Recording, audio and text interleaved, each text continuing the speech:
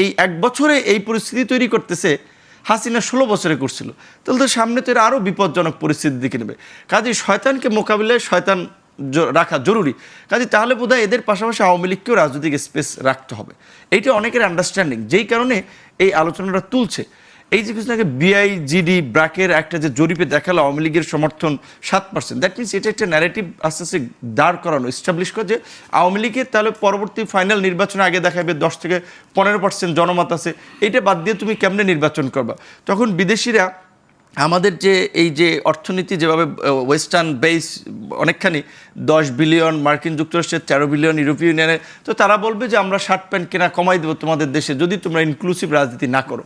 তখন কিন্তু ডক্টর ইউনূস কিংবা রাজনীতিবিদরা তখন কিন্তু খাইছে অর্থনীতি বাঁচাই তুলে দেশ চালাই তুলে আওয়ামী লীগকে নিয়ে নির্বাচন করা লাগবে। এই পরিস্থিতি কিন্তু সামনে তৈরি হতে পারে। সস্তা রেটরিক কিংবা বক্তব্য রাজনীতির মাঠে আমরা অনেকে দিচ্ছি, ওটা ভিন্ন বিষয়। আর সবচেয়ে বড় বিষয় হচ্ছে এই গত এক বছরে আমরা অভ্যুত্থানের স্টেক হোল্ডাররা, গণ অভ্যুত্থানের দাবিদাররা আমরা যা করলাম সেইটাও আওয়ামী লীগকে কামব্যাক করার একটা রাস্তা তৈরি করে দিয়েছে, এটা বাস্তব।